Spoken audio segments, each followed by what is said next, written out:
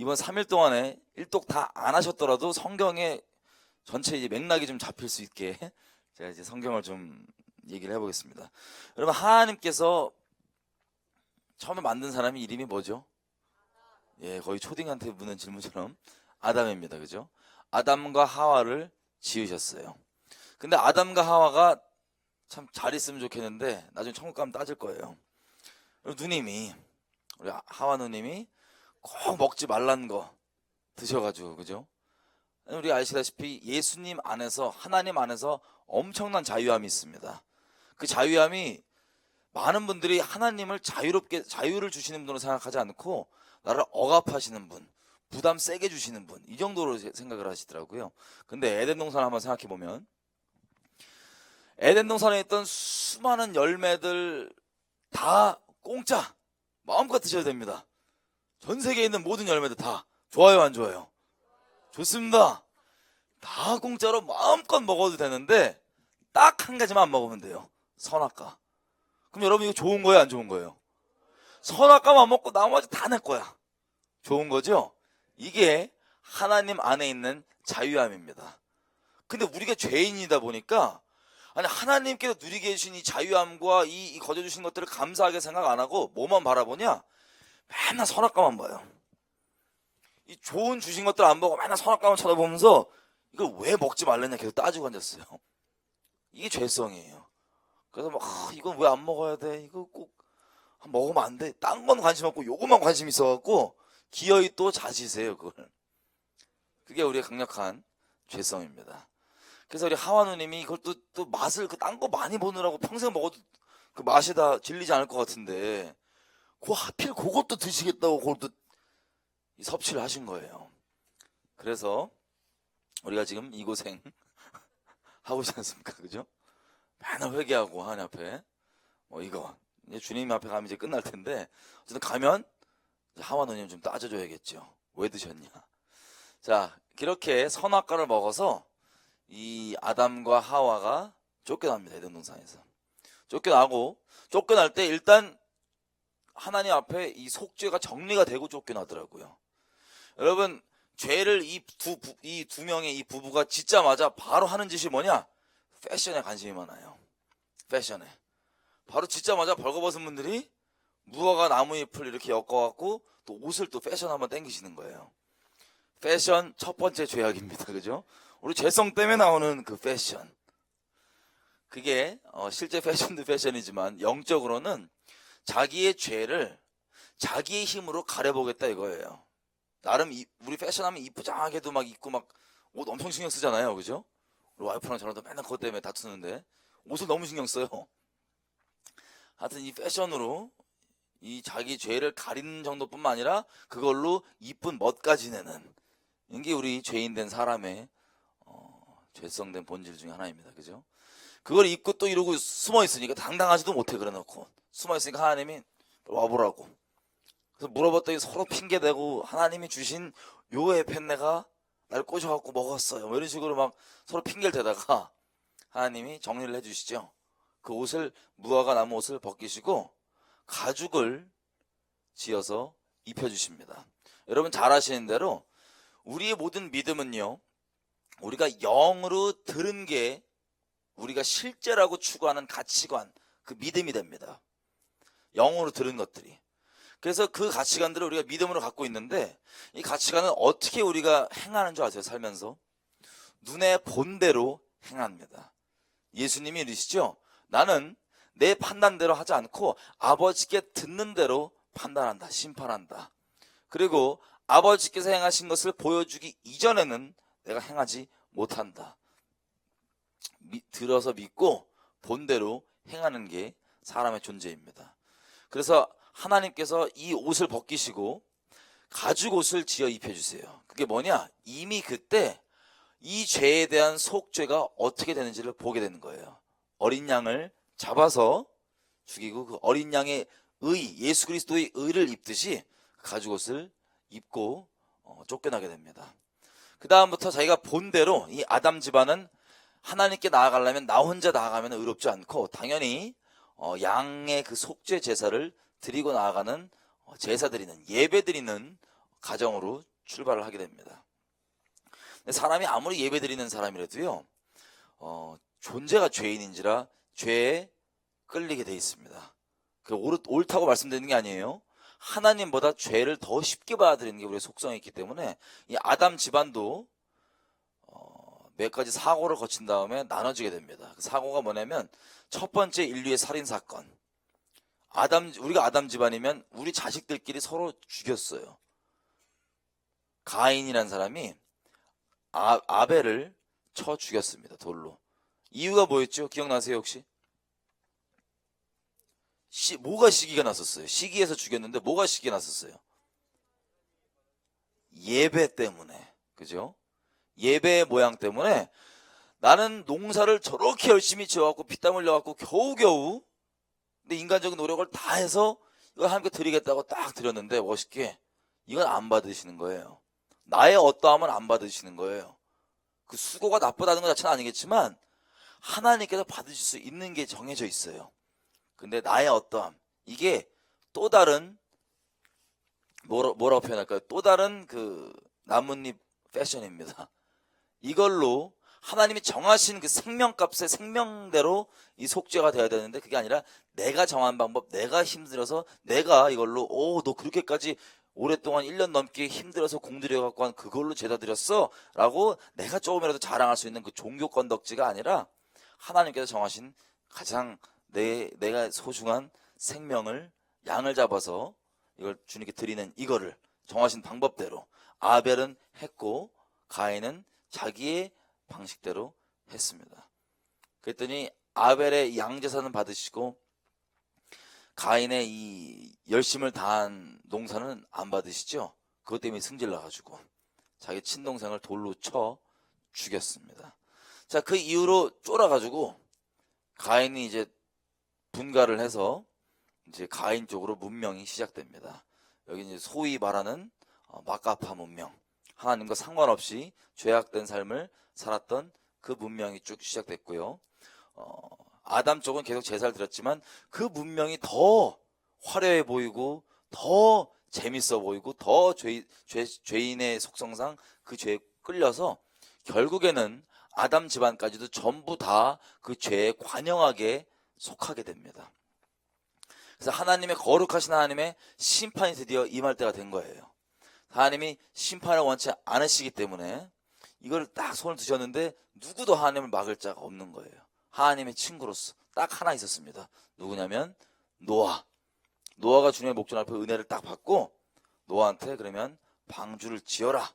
그래서 노아가 방주를 아주 열심히 욕먹어가면서 짓습니다. 그리고 하나님의 때가 찼을 때 하나님의 심판이 홍수로 전 인류를 쓸어버리죠. 그 다음에 방주는 아라랏산에 정착을 하고 그때부터 방주 안에 있던 그 노아와 그 세 아들 집안이 지금 우리가 살고 있는 이 문명을 만들게 됐습니다. 이 사람들이 또 내려가고 뭐 하냐면 또 바벨탑 쌓고 있었어요. 그러다가 하나님께서 지금 창세기 11장까지 온 겁니다. 지금 급히. 그러다가 하나님께서 이것들이 말이 서로 통하니까 이거 죄성만 교류하는 거예요. 자꾸. 그래서 안 되겠다. 이것들 칠 수는 없고 빨리 언어를 흩어야 되겠다. 그래서 언어를 흩고 말이 안 통하니까 서로 막 이러다가 이제 각자 갈 길을 간 겁니다. 그 다음 창세기 12장 모든 민족이 흩어진 다음에 누구를 부르시냐면 아브라함 형님을 부르세요. 아브라함 형님을. 아브라함이 이제 그 믿음의 조상이죠. 여러분 아시죠? 아브라함이 믿음의 조상이신 건. 믿음의 조상인데요. 참 감사해요. 그분이 믿음의 조상이셔서. 왜냐면 이분 참 삶을 보면 하나님이 우리는 같은 성정이구나. 그리고 참 자비로우시구나. 그리고 참 선하시구나 하는 걸 알 수 있습니다. 여러분 아시겠지만 아브라함이 75세였어요. 75세 때 75세 때까지 애가 없습니다. 뭐 우리 다 아는 얘기예요. 근데 애가 없다는 게 그냥 단순히 뭐 애가 없을 수도 있지 그런 게 아니고 그때만 해도 애 없으면 소위 세상에서 말하는 하자 있는 인간입니다. 전 뭔 하나님께 저주를 받았길래 무슨 나쁜 짓을 했길래 아니면 저 인간은 뭐가 문제가 있길래 사지 멀쩡해갖고 애를 못 낳아? 라고 하는 그 아브라함이 75세 때까지 뭐 75세 안 되신 분들이 대부분인데 여기 여러분은 평생 동안 애를 못 낳아서 주변에 수근거림거리, 약간 이 소위 세상 말로는 캥기는 그런 찜찜한 그런 인생을 사셨던 겁니다. 평생을. 근데 주님의 낚으심이 시작돼요. 하나님께서 우리를 사람을 낚는 업으로 부르셨죠. 이 세상에선 사람 낚는 사람이 많아요. 사기꾼들. 아니면 그리스도인들. 딱 두 종류인데 이거 엄청난 차이의 낚으심입니다. 그죠? 우리는 하나님께 배워서 사람들을 낚는 어부가 된 거예요. 하나님이 사람을 어떻게 낚으시냐면 이와 같습니다. 아브라함을 낚으시는데 아니 평생 애가 없어갖고 막 이렇게 이랬던 이 양반한테, 이 할아버지한테 딱 오셔서 아브라함아 자식 줄게 이러면 낚여요 안 낚여요? 그냥 아멘 나오는 거 바로 그냥 아멘 나와서 본토 친척 아비 집을 떠나려면 아멘 떠나가는 거야. 떠나 내가 지시한 땅으로 가라. 어딘지 모르겠지만 그 늙은 나이에 또 그 자기 터전을 떠나서 새로운 데 간다는 건 쉽지 않지만 아들 준다니까 간 거예요. 갔는데 가면서 주님이 하셨던 약속들이 나옵니다. 창세기 12장에 보면 이게 뭐냐면 여러 가지 약속이지만 본질적으로 합쳐보면 이런 얘기예요. 내가 너에게 자식을 주는데 자식 한 명뿐 아니라 너를 통해서 큰 민족을 이룰 거다. 그리고 방금 창세기 11장에서 저 바벨탑 쌓다가 모든 열방으로 흩어져 있는 저 모든 민족들 있죠? 모든 민족이 네가 복의 근원이 돼서 저 모든 민족에게 복을 끼칠 거야. 네가 복의 근원이 될 거야. 그리고 누구든지 너를 욕하고 너를 저주하고 그러면 그놈 나한테 죽어. 그리고 누가 너한테 잘해주면 내가 걔 챙겨줄게. 이렇게 내가 백 대줄게라고 딱 보장하고 너 내가 왕창 밀어준다. 이렇게 해갖고 가니까는 아브라함이 신나갖고 다시 내가 아멘하고 간 거예요. 하나님이 백 대주시는데 신 안 난 사람이 어디 있어요? 그럼 세상 사시면서 나는 뭐 힘 있는 사람, 능력 있는 사람 좀 왜 모를까 이런 생각하시면 주님 섭하십니다. 온 우주의 주관자께서 우리 이제 아버지 되시는데 자 그래서 아브라함도 이제 그 얘기를 듣고 가는데 다른 얘기 잘 안 들어왔을 거예요. 당장 싹 살아서 들어온 얘기는 뭐냐면 아브라함한테 자식 준다. 그래갖고 아멘하고 따라간 거예요. 자식 준다니까. 그 따라갔는데 여러분 자식이 금방 나와요? 아니면 뜸을 엄청 들이세요 하나님께서? 뜸을 25년 들이세요. 25년. 주님을 따르는데 참 주님이 시간 개념이 너무 다르셔갖고 그지 않아요? 이 계시록 끝날 때 보면 내가 속히 오리라 그러는데 2000년 지났어 지금. 하루를 1000년같이 보셔갖고 이분이 시간 개념이 너무 달라요. 곧 그것이 일어날 거다 그러는데 곧 일어난대 그러면 수년 뒤에 막 40년 몇 년 뒤에 일어나고. 그리고 선지자 형님들도 갈등을 엄청 했던 것 같아요 보니까. 예레미야 받은 메시지가 곧 전쟁 난다 그랬더니 한 40년 있다 나요. 참 주님의 때가 달라요. 그리고 여러분 제가 이 집회 중에 다루겠지만 에녹 있죠 에녹. 자, 이 노아의 집안 노아의 저 위문밑 가보다 보면 이제 에녹이라고 들어보셨을 거예요. 에녹은요 창세기 5장에 나오는 형님인데 이분이 65세 때부터 갑자기 하나님과 동행을 했다고 돼 있어요. 그럼 그 전에는 동행을 안 했나 봐요. 안 했나 봐요. 근데 65세 때부터 동행을 300년 동안 하시다가 날아가십니다. 하늘로 올라가십니다. 근데 이분이 동행했다는 그 내용을 보면 자 유다서에 보면 이 에녹이 어떤 메시지를 가지고 하나님의 통로가 됐는지가 나와 있습니다. 그럼 간단하게 얘기하면 하나님의 심판이 곧 임한다. 그리고 주께서 수많은 거룩한 자와 함께 임한다. 우리 종말에 일어나는 그 일을 그때 이미 선고를 하고 있어요. 유다가 곧 임한대요.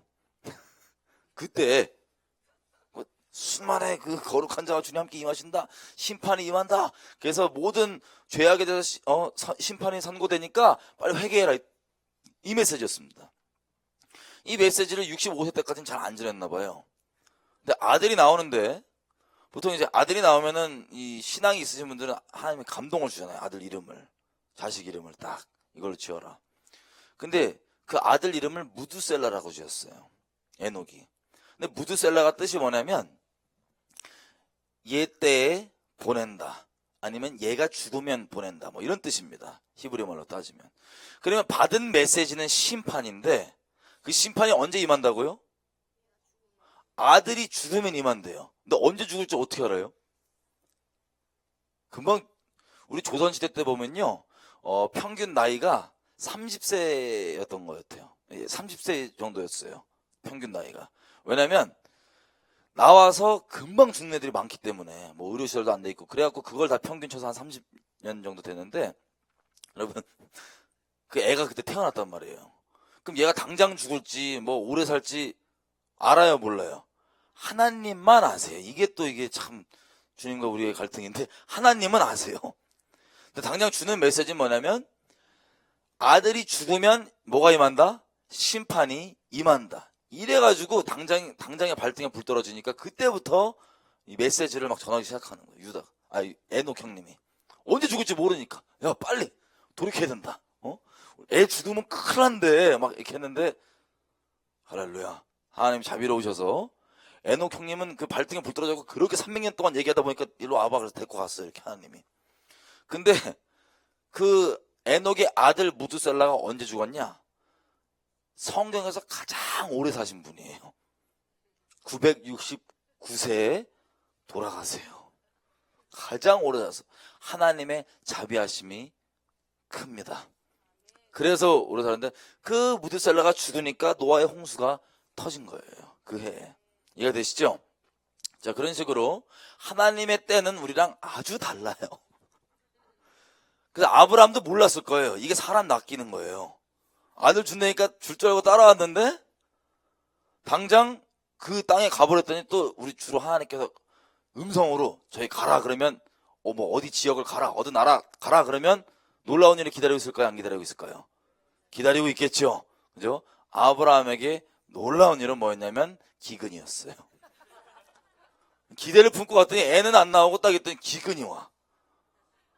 여기는 있으라고 하셨는데 그 다음 지령이 잘 안 떨어져. 어떻게 이러는데 먹을 게 없으니까 어디로 가요? 애굽으로 일단 가는 거예요. 애굽 갔더니 또 참 나는 이건 믿음을 요구하는 성경의 내용인데 애굽을 갔더니 이 아브라함 할아버지의 아내 되시는 분 할머니죠. 이 할머니가 너무 아름다웠나 봐요. 그래서 아브라함이 걱정하기를 나를 죽여버리고 내 아내를 데리고 갈까봐 쪼르셔서 내 동생이에요 라고 아내를 팔아드신 우리 믿음의 선배. 이거 내려갖고 그러고 있는데 또 바로가 또 참 특이해. 얼마나 할머니가 이쁘셨는지 그 젊은 여인들도 엄청 많았을 텐데 바로가 또 딱 지명하여 불러. 그때 하나님도 말리시죠. 안 된다. 풀어라. 그랬더니 바로가 딱 듣고 니는 둘이 무슨 관계냐? 사실 내 마누라. 그래갖고 정말 마지못한 하나님이 두려워서 축복하는 거 있어요. 이렇게 먹고 떨어져라. 재산을 요만큼 줘갖고 재산 들고 이제 온 거예요. 다시 주님이 정하신 그 땅으로. 그 애를 줘야 되는데 애 때문에 지금 이 여정이 시작됐는데 애를 또 안 줘요. 안 주고 고민을 엄청 하다가 그냥 생각하는 게 뭐냐면 이거 어떡하냐? 지금 종들까지 생겼는데 아브라함의 종들이 이제 부자가 되니까 종들이 막 많잖아요. 그러면 이 족장처럼 떼거지로 이렇게 돌아다닌단 말이에요. 이렇게. 근데 그 종들, 집에 있는 종들이 아브라함과 그 아내를 어떻게 바라봤냐? 상상을 해보면 이런 식으로 바라봤을 거예요. 평가가 딱 이래. 야, 우리 주인 마님과 주인 어르신은 진짜 선하신 분이야. 진짜 인간이 너무 됐어. 다 좋은데 근데 한 가지 약간 뭐 눈에 안 보이는 거 자꾸 뭐 하고 뭐 했다고 하나님이 갑자기 여러분 스토리 아시죠? 갑자기 예배 드리고 와갖고는 하는 말이 그거예요. 예배 드리고 와갖고 하는 말이 이름을 오늘부로 다 바꾸겠대. 뭐라고 바꾸냐? 나 아브라함이라고 불러라. 그 뜻이 뭐냐면 모든 나라들의 아버지란 뜻이에요. 아니 이 할아버지가 애 하나 없는데 지금 애 하나 없는 할아버지가 갑자기 예배 드리고 왔더니 또 믿음의 선포를 막 하는 거야. 막 야 종들아 다 모여봐라. 나 이제 아브라함으로 불러라. 그리고 이 와이프 할머니 사레였어요 원래. 이름 내 아내는 사라로 바꿔라.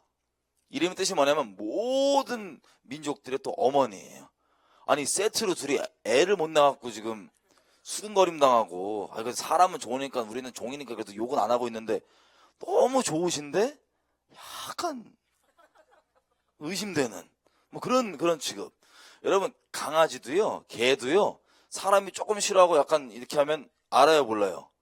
알아요. 사람도 누가 나 조금 그 껄끄러워하고 막 이렇게 약간 수근대고 이상하게 보면 알아요, 몰라요? 말 안 해도 대충은 알아요. 영적 존재이기 때문에. 아브라함은 믿음의 싸움이야. 종들이 이렇게 있으면 참 좋으신데 약간 이거를 항상 믿음으로 뚫었던 거예요. 그게 여정인데, 크게는 자 초반부에 보면 아들이 하도 안 나오니까 뭘 하냐면, 그래 우리 종 중에 한 놈을 내가 양자로 입양을 해버리지 뭐. 양자로 입양을 하면 걔도 법적으로 내 아들이니까. 이 아들 아니야. 얘를 통해서 자식 많이 낳고 민족 생기고 그러면 하나님 좋고 나도 좋고 그냥 되는 거 아니야. 이래갖고 입양을 하려고 딱 준비를 하고 있었습니다. 창세기 15장 주님이 급히 찾아오세요. 잠깐만. 밤중에 환상으로. 잠깐만. 아브라함아, 너 지금 뭐 하려고 그러냐? 걔 말고 너 몸에서 나오는 그 자식이 있어요. 몸에서 나오는 애가, 걔가 내가 말한 그 약속의 자녀야. 하지 마. 아브라함도 또 의기소침해갖고 이러고 있는데, 잠깐 나와봐. 텐트를 끌고 나가요.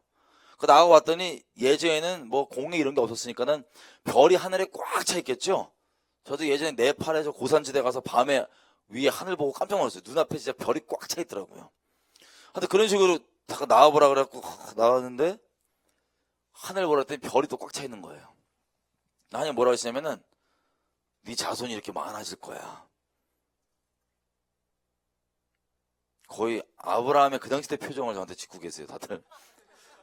너 자식이 그렇게 많아질 거야. 이렇게 하면 이게 능력으로 돼요, 안 돼요? 생각해보세요. 우리가 갖고 있는 모든 상식과 경험과 능력을 다 동원해서. 이게 어린애들도 있지만, 예를 들면 내가 아주 용을 써서 그 할배가 이제 매년마다 내가 애를 그 기간이 있을 거 아니에요. 애를 한 명 낳는데 뭐 쌍둥이를 세트로 한 뭐 강아지도 아니고 5마리씩은 항상 안 될 거 아니에요. 그래서 한두 명씩 쌍둥이라고 쳐갖고 내가 용을 써갖고 매년 용을 써서 우리 할머니랑 자식을 계속 낳으면 민족을 만드는데 몇 년 걸려요. 야, 이거를 지금 자기의 인간적 경험, 인간적 지식, 내 생각, 내 감정, 나의 어떠함, 나의 능력 전혀 상관없이 하나님이 그러신다 그러니까 아브라함이 그냥 아멘 믿어버려요. 자기가 할 수 있는 게 아니에요, 그 자체가. 그러니까 나의 어떠함을 믿는 가능성 있죠. 그래, 내가 용서하고 이렇게 열심히 하면 이렇게 될 수 있을 거야. 이건 하나님을 믿는 믿음이 아니고요, 그냥 나를 믿는, 그리고 가능성을 믿는 믿음이지 하나님에 대한 믿음이 아닙니다. 아브라함은 이미 글렀어. 내가 안 돼, 저렇게. 근데 그렇게 말씀하시니까 그냥 아멘 이렇게 된 거예요. 자기를 부인하는 믿음. 이 믿음을 하나님께서 의로 보시는 겁니다. 오, 아멘. 내가 널 그 의로 봤어. 오케이. 그래갖고 다시 또 여정 시작. 마지막 이벤트도 있어요. 야, 너 동물들 반으로 쪼개놔봐. 딱 쪼개놓고 아브라함이 잠드니까 환상 속에서 또 하나님 불로 혼자 그냥 그 동물 쪼개놓은 가운데로 확 지나가시는 거예요. 무슨 뜻이냐? 네가 잘났던 못났던 상관없이 어떤 조건이 있는 언약이 아니고 내가 무조건 내가 말한 거 이룰 거야. 그 언약의 증표로 쫙 불을 지나가십니다. 그럼 거기까지 경험을 했으면 지금 애가 곧 나오겠지? 라는 생각이 들 거예요. 또 안 나와, 근데. 그래갖고 이제 하도 그러니까 와이프가 또 개입을 해요. 저기 서방 됐고 그냥 입양이 안 된다고 그러셨으면 내 소유인 몸종을 하나 데려다가 애를 낳아라. 그럼 걔도 우리 소유니까 우리 자식 아니냐. 그 얘기가 또 들어보니까 또 믿음이 이게 유효기간이 환상 보고 오셔갖고 아멘 다 했는데 이게 유효기간이 좀 지나니까 또 그 얘기가 또 맞는 것 같은 거야. 그렇게 해야 될 것 같은 거야. 그래서 아멘 해갖고 이제 애가 나오죠. 그게 이스마엘이에요.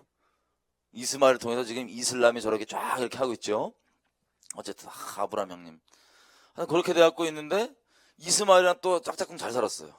너무 사랑스럽고 그 노년에 또 애를 낳았으니까 얼마나 좋아. 그래갖고 막 짝짝꿍 잘 살고 있는데 주님이 아브라함 99세 때 등장하십니다. 다시 딱 오셔갖고 하는 말이 뭐냐면, 아브라함아, 드디어 내년 이맘때쯤이면 내가 말한 그 약속의 자녀가 나온다. 그럼 이쯤 되면은 아브라함이 기다렸어요. 그게 아니에요.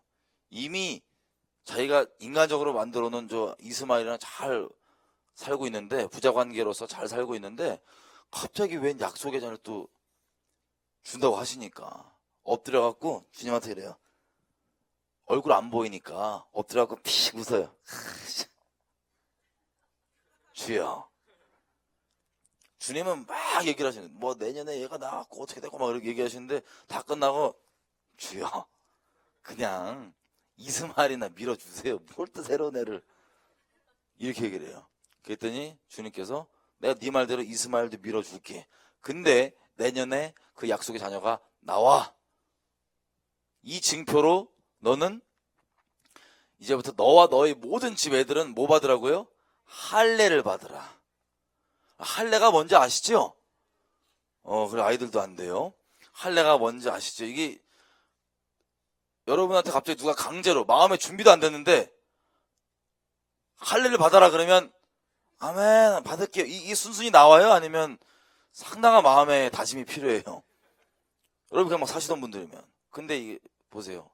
집주인 우리 어르신이 또 예배 드린다고 또 만나 왔다고 막 은혜 받고 왔다고 막 이렇게 하면서 얘기하신 게 뭐냐면, 이름 바꾸고, 아까 얘기했던 것처럼 나 이름, 우리 마누라도 이름 이제 바꾸고 내년이면 나오는데 그 징표가 뭔지 아냐? 우리 전부 싹 다 할례를 받아야 돼. 이렇게 얘기를 한 거예요.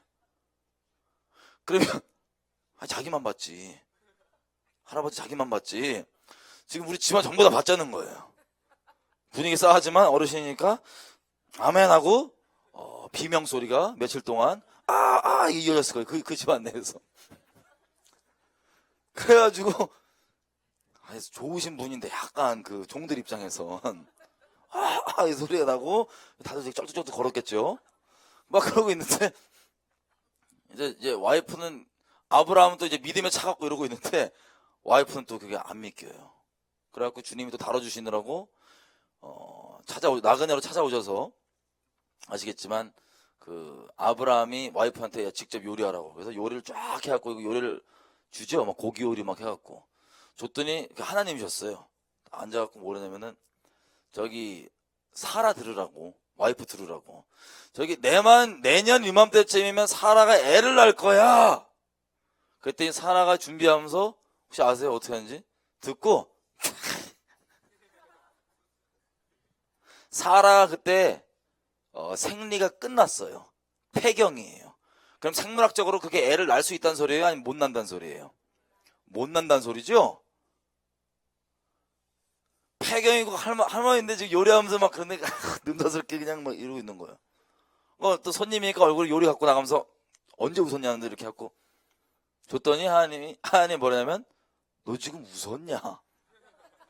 안 웃었다고. 너 웃었어?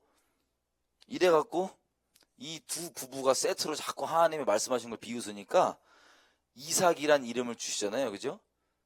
애한테 이삭이란 이름을 받았잖아요. 부모가 준 이름이. 그 이삭 뜻이 뭐냐? 웃음이에요. 근데 비웃음이란 뜻도 있어요. 하여튼 이름 잘 졌어. 자, 그래서 내년에 드디어 이삭이 나옵니다. 하나님이 왜 25년 뜸들이셨냐?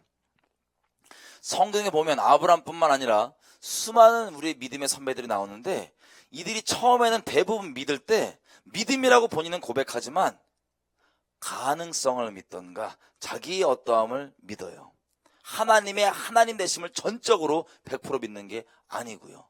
근데 이 하나님과의 동행의 여정을 하면서 넘어지고 일어서고 엎치락뒤치락 하면서 하나님의 선하심과 인자하심을 맛보게 되고, 하나님이 얼마나 자기를 사랑하는지 맛보게 되고, 또 하나님의 능력과 하나님의 하나님 되심을 맛보아 알게 되고 믿게 됩니다. 이게 이 믿음의 선배들의 여정이에요. 하나님은 보니까 뭘 기다리셨냐? 폐경까지 기다리신 것 같아요. 인간적 노력으로 아직 아직 이 할머니가 폐경이 안 돼 있으면, 그래, 내가 지금도 용 써보면 어떻게 될 수 있지 않을까? 이런 인간적 생각. 그래갖고 나오면, 주님이 감사합니다 라고 얘기하지만, 또 우리끼리 또 있을 때는 또 이 마음 좀 풀어지면, 내가 또 얼마나 그걸 위해서 용 쓴지 아냐고 또, 맨날 내가 이런 얘기 할까봐 하나님께서 오래 기다리셔서 폐경이 되고 인간적으로 할 수 있는 모든 가능성과 소망이 끊겼을 그때 오셔서 누구도 하나님이 한 게 아니라고 부인할 수 없게 하나님께서 이삭을 주셨습니다. 그래서 생각해 보세요. 그 집안은 엄청난 표적이에요. 아니 우리 할머니 주인집 마님은 이게 폐경이 됐었고, 저 할아버지 가망 없어 용 써갖고 지금 겨우 이스마엘 하나 있는데, 진짜 말씀하신 그대로 이 아들이 나왔네. 엄청난 표적입니다. 왜냐면 거의 뭐 처녀가 잉태하여 애를 낳다 수준으로 엄청난 표적인 거예요. 그래서 이 기쁨 가운데서 이 모든 오해도 풀렸어요. 우리 주인 이 마님들이 이게 아니었어. 나 회개해요. 이 분위기예요. 지금 다 온 집안이 지금 부흥이 나 있어. 다 이 믿음 안에 서 있어. 그리고 잘 살고 있는데 주님의 도전이 오죠. 우리가 잘 아는 도전입니다. 어떤 도전입니까? 아들을 내게 바쳐라. 그래서 아브라함이 아들을 바치러 갑니다. 우리 잘 아는 얘기들이에요. 지금 모르는 얘기를 전혀 하는 게 아니에요. 아들을 바치러 가는데, 그때 그 심정이 우리가 흔히 알기로는 그냥 거의 기계처럼 믿음이 있으니까 아들 바치니까 아멘하고 이렇게 한 줄 알아요. 여러분, 하나님도 기계가 아니시고 마음이 있으신 분이십니다. 우리가 성령으로 그 마음을 교제합니다. 그죠?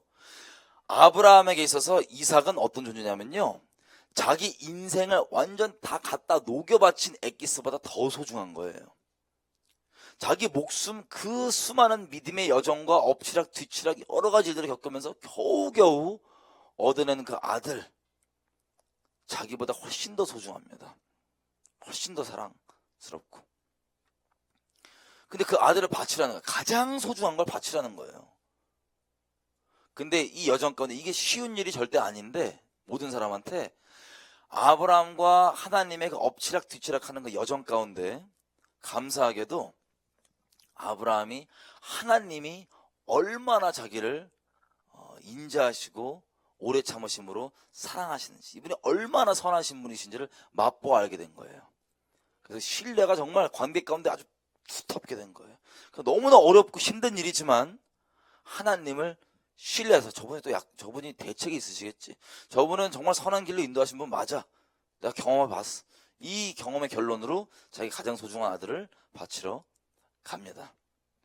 바치러 가서, 자 이제 종들과 같이 가고 산 밑에서 종들 니네 여기 있어라, 내가 아들이랑 예배 드리고 우리 다시 돌아올게 라고 그러고 둘만 올라가요. 둘만 올라가는데 이삭이랑 아브라함이랑 같이 예배 많이 드려봤을 거 아니에요. 그죠? 그 예배 드리려면 나무 묶어갖고, 양을 나무를 불지펴서 죽이고 불지펴갖고 이걸 이제 번제로 떠갖고 이걸 이제 올리는데, 아들이 천진난만하게 아빠는 너무 관계가 좋은 사랑하는 아들과 아버지 사이니까 와 웃으면서 막 가는 거예요. 아빠 어쩌고 하면서 가요. 근데 올라가면서 아들이 전혀 의심 없이, 너무 사랑의 관계이기 때문에 둘이 전혀 의심 없이, 근데 우리 제사드릴 양은 어디 있어요?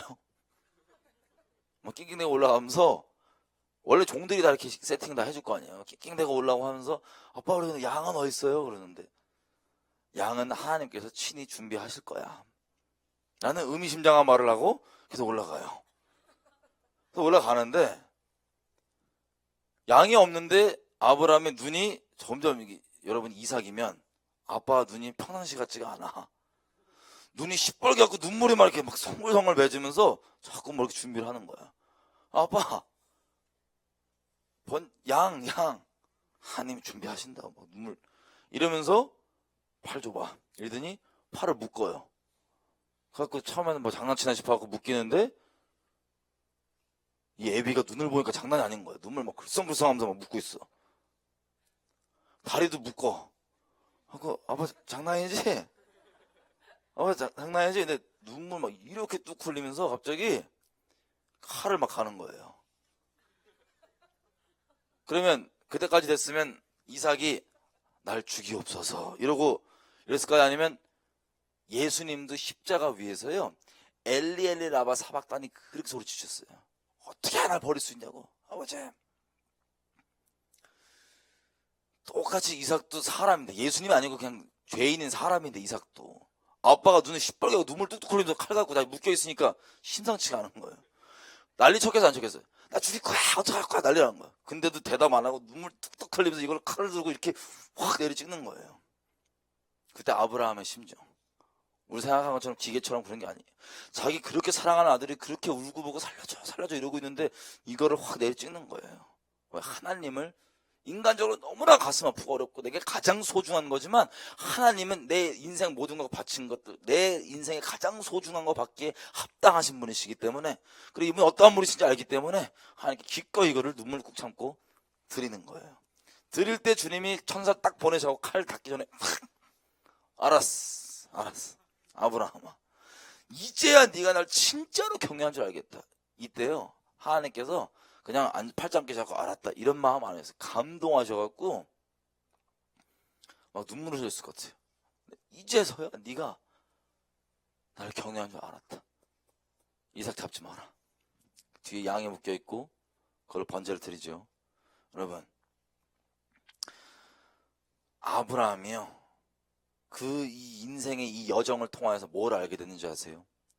하나님이 아브라함을 처음 불렀을 때는 당장 내게 필요한 것, 아들 없어갖고 그렇게 맨날 이상한 취급받고 살았는데 아들 준다고 하니까 그거에 대한 소식만 크게 들어왔을 거예요. 아들 준대, 와이프한테 아들 준대, 가자 갔을 거예요. 하나님은, 하나님의 목적은 아브라함과 다르게 뭐였냐? 아들 준다서 그치는 게 아니에요. 지금 방금 하나님이 싫다고 그 심판 직후에도 하나님을 대적하다가 흩어진 모든 민족을 주님께로 다시 돌이키시는 게 주님의 목적이셨어요. 근데 어떻게 그걸 하냐? 하나님의 반역해서 죄악 가운데 떠나갔던 이 민족들을 어떻게 다시 돌리냐? 개념이 없었죠, 아브라함도 당연히. 근데 아들, 자기 하나밖에 없는 가장 소중한 아들을 본인이 직접 이렇게 칼로 내려 죽인 거예요. 마음으로는 이미 죽인 거예요. 중간에 멈춰주겠지 이렇게 얄팍한 마음이 아니었어요. 정말 자기 가장 소중한 하나님을 딱 주는데 그 마음이 어떤 마음이냐? 하나님께서 나를 불러갖고 이 흩어진 모든 민족들에게 내 씨를 통하여서 복을 끼쳐갖고 다 저들을 데리고 오신다고 하는 그 말이 대체 하나님 수준에서 어떤 대가를 지불하고 어떤 마음과 어떤 희생으로 모든 이 흩어진 민족을 데려오려는지 그제서야 알게 된 거예요. 그래서 예수님이 그러죠. 아브라함은 내 때를 이미 보았느니라. 더 하나님 깊게 알게 된 거예요. 하나님께서 우리 인류를, 하나님을 싫어 떠나고 하나님을 마음에 두기 싫어하는 죄인된 우리 인류를, 죄악된 우리 인류를 하나님께로 돌이키기 위해서 자기 하나밖에 없는 아들을 스스로 이렇게 잡아서 우리를 내어주시는구나. 이 비밀이 아브라함에게 풀리고 여정을 쭉 그렇게 하나님 안에서 살게 되었습니다. 이와 마찬가지로요, 하나님께서 우리를 부르시는 이유는 다른 이유가 아닙니다. 하나님께서 갖고 계신 그 비밀한 그 속마음을 우리에게 깊게 인생 여정 가운데 나누고 싶어 하시는 거예요. 하나님의 친구로서 그 여정 가운데 우리를 불러주셨습니다. 자, 그렇게 아브라함을 통해서 이제 이삭이 나왔고요. 진도하고 이제 끝내겠습니다. 이삭이 나왔고요. 이삭은 민족이 나와야 되는데 용서서 한 2명 나왔어요. 쌍둥이로. 그 중에 에서 말고 야곱이 그 하나님의 부르심을 이어갑니다. 야곱 때부터 와이프를 많이 둬갖고 조금 애가 생기기 시작해요. 한 70가족 생깁니다. 70가족 생겼는데 아시겠지만 그 아들들 중에 요셉이 순전해갖고 꿈꾸면 형들한테 와갖고, 형들 어제 꿈에 나한테 절하대? 이러다가 이놈의 새끼 이래갖고 그냥 미움받아서 팔려가지고 애굽에서 이 종으로 살다가 이 세상 말로는 강간 미수범으로 이렇게 억울하게 이러고 있다가 꿈 몇 번 이렇게 해석해주고, 그러다가 바로가 이 요셉도 때가 되니까 바로한테 하나님께서 꿈을 주시고, 꿈의 해답지는 또 요셉한테 주시고, 기억나게 하셔서 요셉을 앞으로 데리고 가셔서 꿈 이런 내용이죠? 라고 얘기하게 해서 그때까지 모든 이 바로와 이 궁중에 있는 사람들의 마음을 그냥 완전 열광하게 딱 준비시켜갖고 그걸 딱 듣고 이런 애가 총리를 해야지 라고 딱 밀어서 총리를 시켜갖고 이렇게 딱 얼떨결에 이거 쓰고 총리가 돼 있는데, 이 하나님께 꿈으로 보여진 기근이 날 때 우리 형님들도 오고 일로 오십시오 해서 이 야곱 가족이 요셉을 먼저 보낸 그 터를 잡아서 애굽으로 들어옵니다. 들어와서 애굽에서 그제서야 비로소 민족이 막 생겨나기 시작해요. 애가 많이 나와요. 그래서 이 나중 바로 왕이 어떻게 생각하냐면, 이대로 가다가 유대인들이, 이스라엘 민족들이 우리보다 더 많아지겠다라고 하는 그 불안함에 애들을 학살할 정도로, 지금 출애굽기 1장 넘었어요. 애들을 학살할 정도로 그렇게 수가 많아집니다. 그 많아졌을 때 그 중에서 한 명을 또 하나님께서 택하시죠. 모세가 아기 때 저거 이렇게 배 타고 가다가 바로의 그 공주에게 발견돼서 애굽의 한가운데 궁중 안에서 자기 친엄마에게 양육받으며 자랍니다. 계속 들었죠. 너는 히브리 민족이야. 우리는 하나님이 있어. 아브라함과 이삭과 야곱의 이스라엘의 하나님이 있어 라고 교육 엄청 받고, 우리 민족이 근데 지금은 노예야. 이걸 받고 이렇게 자랐다가 40세쯤에 오케이 그럼 내가 한번 주님을 위해 일하겠다고 설치다가 실패해요. 그래서 바로 이 애굽 사람 하나 죽이고 무서워서 광야로 도망갑니다. 광야에서 또 40년 동안은 가만히 이러고 양치고 이러고 있다가 80세 됐을 때 하나님이 다시 불러갖고 너 애굽으로 들어가라. 그래서 씨름하다가 주님이 반 협박으로 모세가 쫄아가지고 자꾸 안 간다 그러니까 너 지팡이 들어봤더니 뱀 된 거 다시 들고 막 그래도 잘 안 먹히니까 손 넣었다 딱 빼니까 문둥병, 다시 넣었다 빼니까 치료. 그랬더니 아무 소리 안 하고 아멘 하고 가는 거예요. 더 이상 내가 이분과 계기면 안 되겠다. 더 이상 협상의 대상이 아니시구나. 그냥 아멘 하고 간 거예요. 가가지고 10가지 재앙을 땅땅땅 해서, 잘 아시겠지만 마지막 10가지 재앙 때 6월절 절기를 딱 지키고 출애굽을 합니다. 출애굽을 하고 이 애굽 군대가 따라오지만 홍해를 갈라주셔서 거길 지나갔고, 애굽 군대는 수장되고 이제 광야에서 그때부터 낚였기 때문에 몰랐을 거예요. 40년을 광야에서 뺑뺑이를 돕니다. 자, 뺑뺑이 돌기 전에 시내산에 가서 언약을 맺지요, 하나님과. 드디어 민족 차원에서 언약을 맺는 거예요. 아브라함에게 하셨던 그 언약이 점점점 구체화됩니다. 뭐냐? 모든 민족에게 너희 씨가 복이 되겠다 그러는데, 이 이스라엘 민족이 이제는 드디어 진짜 민족이 돼서 와서 하나님과 언약을 맺고 이런 언약을 맺어요. 출애굽기 19장 5절 6절 네가 내 언약을 잘 듣고 내 말을 잘 지키면 네가 내게 돼서 특별한 소유가 되고 제사장 나라가 될 것이다. 그래서 제사장 나라가 된대. 아멘 해서 언약을 맺고, 그 나라가 되기 위해서 그 나라 헌법인 10계명을 받고 그 세부법인 율법을 받고 광야에서 40년 돌다가 믿음 없어서 막 까불고 하나님 앞에 믿음 없이 개기던 그 1세대는 다 광야에서 죽고요. 2세대가 여호수아를 필두로 가나안 땅에 들어갑니다. 전쟁을 치르고 몇 명 남겼는데 하나님이 들어가기 전에 신신당부했던 게 이거예요. 너희가 약속의 땅에 들어가면 제발 부탁이 돼. 내가 이것 때문에 무서웠거든요. 혹시 할까봐 못 보내는 건데, 가나안 족속을 씨알도 남기지 말고 다 쓸어버리고 걔네랑 언약을 맺지 말고 그냥 끝내라. 왜? 혹시나 니네가 걔네가 섬기는 그 다른 신을 섬길까 나 그게 겁나. 이걸 몇 번이나 신신당부를 해요. 근데 기어이 하나님의 그 우려대로 약속의 땅에 들어가서 가나안 족속을 다 쓸어버리지 않고 내버려둬요. 누룩처럼 아주 조금, 뭐 이 정도는 괜찮겠지. 우리 인생 가운데도 마찬가지. 죄악 같은 거 뭐 이 정도는 그래도 괜찮겠지. 그거 하나 때문에, 그 조금 남긴 것 때문에 우상 숭배하다가 하나님의 심판이 또 임하면 잘못했다 그랬다가 또 괜찮아지면 우상 숭배하다가, 이걸 계속 반복하다가 어디까지 갑니까? 이제는 저 왕정을 우리도 다른 민족처럼 왕정이 있어야 되겠다. 왕 세워주세요. 사울이 첫 번째 왕이 되고요. 사울 왕이 하나님께 순종하지 못하고 사람에게 환심 살려고 하다가 끊깁니다. 그래서 그 뒤를 이어서 다윗이 기름 부음 받고 왕이 돼서 이스라엘에 쫙 있다가 이스라엘이 이 다윗 왕 때 다윗이 하나님을 감동시켜요. 전부 다 하나님 이거 해주세요, 저거 해주세요 이런 기도밖에 안 하는데 다윗은 딱 하나님을 너무 생각해 주는 거예요. 뭐냐? 야, 나도 이 궁전 안에서 이렇게 따뜻하고 등 따시게 맛있게 먹을 거 먹으면서 이렇게 있는데 우리 주님이 저 언약궤라고 하는 저 상자 안에서 저기 천막에서 지내시는데 야, 이건 내가 도리가 아니다, 주님께. 그래서 주님을 위해서 내가 성전을 짓고 싶다라는 거를 이 선지자에게 마음을 나누자마자 하나님이 감동을 확 하신 거예요. 어메 이쁜 거 이거 그냥.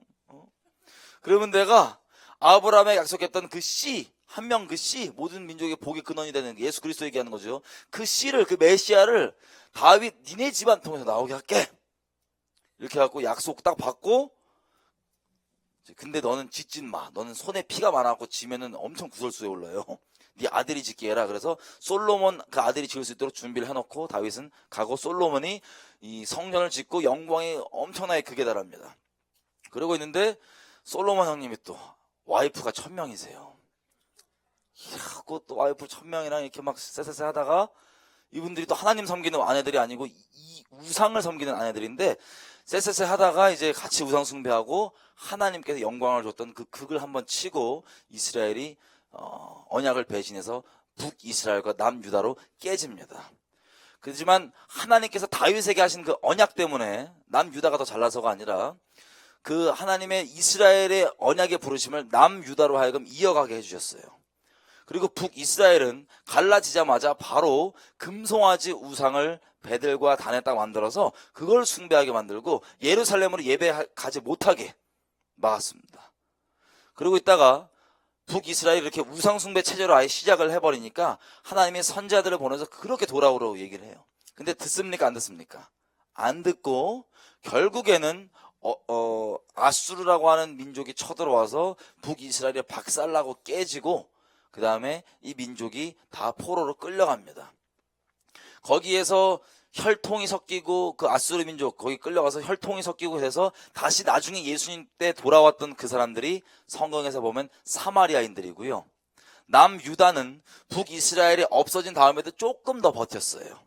근데 그때에도 활동했던 뭐 예레미야 선지자, 뭐 미가도 있고 에스겔도 있고 그러죠. 그때에도 하나님께 북이스라엘이 깨진 걸 보고 회개하고 돌아와야 되는데 회개하고 돌아오지 않고 끝까지 회개하지 않고 버틴 게다가 이번에는 하나님께서 바벨론 제국을 들으셔서 바벨론 제국이 쳐들어와서 남유다가 박살나고 끔찍히 죽음을 당하고 이 사람들이 남아있는 사람들이 포로로 끌려서 바벨론 제국으로 갑니다. 거기서 나왔던 사람들이 이제 바벨론 제국 옮겨서 나왔던 사람들이 우리가 아는 대로 느헤미야, 에스더, 뭐 다니엘 등이 끌려가면서 이제 그걸 봤고요. 에스겔도 끌려간 도중에 이제 선지 사역이 시작됐고요. 그래서 이런 사람들이 끌려가서 이스라엘 민족이 이렇게 있다가 에스더서 같은 것도 일도 있었고 여러 가지 있었지만 70년 때쯤에는 에스더는 나중에 일이고요. 70년 지나서 하나님이 예레미야에게 약속하신 대로 이제 그 끌려갔던 포로들을 귀환시켜요. 그때는 성전이 이미 무너져 있잖아요. 바벨론이 다 깨버렸으니까. 무너져 있는 이때 사람들이 겨우 정착하고 이러고 있으니까 학계 선지서, 스가랴 선지서 이런 사람들이 나와서 이 성전을 지금 지어야 된다라고 얘기하고 스룹바벨, 대제사장 여호수아 이 사람들과 같이 으쌰으쌰해서 제2의 성전, 두 번째 성전을 짓습니다. 그리고 몇백 년 안 돼서 예수님이 오시는데 그 직전에 헤롯 왕이 이 성전을 조금 더 꾸며요. 헤롯 성전이라고 부릅니다. 그래서 그 다음에 우리가 잘 아는 대로 지금 신약까지 온 거예요. 지금 빠르죠? 그 다음에 드디어 약속하신 메시아가 오셨습니다. 와서 이분이 33년 동안 사역을 3년 딱 하시고 십자가에 못 박혀서 돌아가시죠. 돌아가신 그 이후에 이스라엘은 예수님께서 약속하신 대로 말씀하신 대로 사도행전에서 보면 사도들이 막 열심히 전도하고 막 이러지만 한 예수님 승천하신 지 한 40년쯤 지나서 한 70년 그러니까 기원 후 AD 우리가 지금 기원 후 2017년이잖아요. 기원 후 한 70년쯤 됐을 때 로마에서 디도 장군이라고 하는 이 사람이 필두로 쳐들어와서 침공하고 전쟁이 납니다. 그래서 남아있던 이스라엘 민족이 몇십 년 버티긴 하지만 결론적으로는 다 나라를 잃어버리고 터전을 잃어버리고 이스라엘 민족 모두가 다 열방으로 흩어지게 됩니다. 디아스포라라 그러죠. 유목민처럼 딱 흩어지게 됩니다. 그렇게 로마 역사에, 유럽 역사에 이스라엘이 묻혀서 누룩처럼 뿌려져 있다가요, 쭉 지나서 이스라엘 사람들은 엄청나게 유럽에서 핍박받다가 거의 2000년 동안 핍박받다가 1800년대 말부터 야, 나라가 없으니까 우리 민족이 너무 힘들다, 나라가 있어야겠다 라는 운동을 시작해서 나라를 짓겠다는 일념으로 나라를 짓겠다고 노력을, 우리 따지면 독립운동이죠, 이런 걸 하다가 홀로코스트, 독일 히틀러를 필두로 홀로코스트와 같은 600만, 안 그래도 숫자 얼마 안 되는 유대인인데 600만을 엄청나게 학살하는 그 끔찍한 일을 겪고 난 다음에야 1948년 이스라엘 나라가 다시 생깁니다. 이게 이스라엘이 근대까지 있었던 역사를 짧게 말씀드린 겁니다. 1948년도에 이스라엘이 생겼을 때는요, 그때는 땅덩어리가, 지금도 이스라엘은 경상도만 하거든요. 근데 그때는 더 조그맸어요. 이만큼. 근데 그때 예루살렘 도시는 이스라엘 게 아니었어요.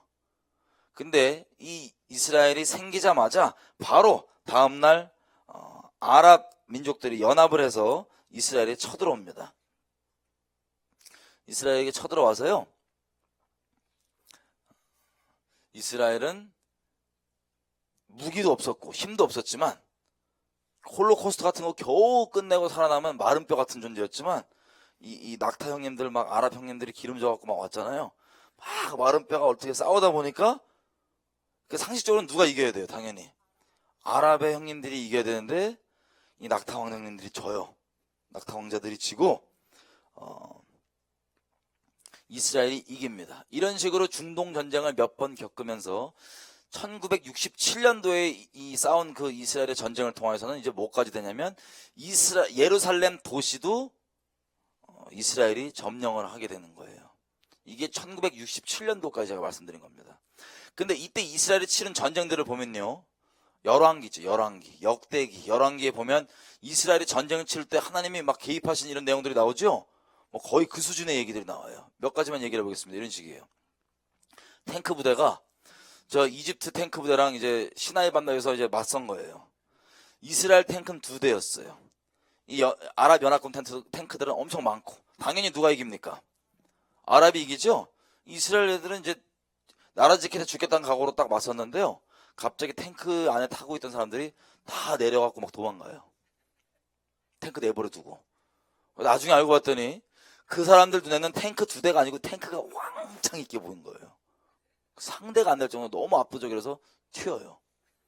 그리고 우리 군대를 가면 여러분 아시겠지만 군대 고문관이라고 아세요? 고문관. 아주 그 영특함이 이제 평균보단 조금 안 되셔서 하나님의 은혜가 많이 더 필요하고, 또 그분 때문에 야 이렇게 하자 그러면 약간 타이밍이 늦으셔갖고 단체 기합을 받게 해주는 그 근원이 되시는 분, 우리 모든 체력 단련의 근원이 되시는 분이 있어요. 고문관이라 그래요. 이 고문관들이 당연히 이스라엘도 남자 여자 다 의무적으로 군대를 가니까 고문관들이 있겠죠. 고문관 하나가요, 전쟁 치르는 중간에 부대를 잃어버려요. 자기네 부대를 잃어버려갖고 어디를 방황하다가 어디를 들어가냐면 적군 이집트군의 부대로 들어가요. 아니 근데 생각해보세요. 아니 아무리 길을 못 찾아도 들어가다가 딱 보면 저 적군이다 그럼 튀어야 되잖아요. 근데 얼마나 고문관이냐면 막 이러고 들어가다 이집트야 이렇게 된 거예요. 부대까지 들어간 거예요. 그러면 여러분이 이집트 군인들이면 이거 들어온 놈 어떻게 버리면 돼요? 그냥 쏴 죽이면 될 거 아니에요, 그죠? 근데 이 고문관은 뒤늦게 정신 차리고 도망가려고 막 도망가는데 이집트 이 부대가 총 다 버리고 막 이러고 따라와요. 그래갖고 저 지금 이 고문관이 자기 부대까지 겨우 온 거예요. 근데 이 고문관이 어디 갔나, 이거 군법으로 처리되나 막 이러고 있는데 뒤에 주렁주렁 적군을 달고 오니까 일단 그 부대가, 이스라엘 부대가 이 이집트 다 포로로 삼았어. 그래서 물어봤어요. 저거 쏴 죽이지 왜 안 죽이고 따라왔냐고. 이 사람들이 뭐라고 얘기하냐면, 우리가 사람이랑은 싸울 수 있어도 하나님의 천사들이랑은 못 싸운다 이거예요. 이들 눈에는 이 고문관이만 보이는 게 아니고 이 천사들이 군대처럼 쫙 해갖고 이들 포위하고 이러고 있는 거예요. 쫄아갖고 다 버리고 따라온 거예요. 이러고. 고린도서에 보면 저는 이 말씀에 너무 은혜가 되는데요. 형제들아, 너희들의 육체를 따라 부르심을 보라. 너희 중에 능력 뛰어난 애가 많지도 않고 학벌 뛰어난 애가 많지도 않고 막 똑똑하고 어린 애들 많지도 않고 그냥 세상에서 지 잘난 줄 알고 지 능력 뛰어난 줄 알고 그런 애들을 부끄럽게 하려 하시라고 천하고 약한 것들을 택하사 일하신다. 그게 나는 그냥 아멘이야. 할렐루야. 이런 식으로 고문관을 통하여서 주님께 영광 돌리게 하는 이 놀라운 섭리. 자, 이런 식으로 이스라엘이 치른 전쟁들을 보면요, 하나님을 안 믿는 사람들도 하나님이 하신 부분이 크다고 얘기할 정도예요. 이건 하나님이 아니고 진짜 설명 안 된다. 이거 너무 신기한 일이다. 그런 식으로 이스라엘이 1967년도에 예루살렘이 이스라엘로 들어오고, 그 다음에도 지금도 뉴스를 보면 심심치 않게 이스라엘 소식을 우리가 듣고 있는 상황입니다. 이게 제가 오늘 세션 처음에 나누려고 했던 이스라엘에 대한 간략한 역사입니다. 그러니까 이해 다 되시죠? 기도하겠습니다.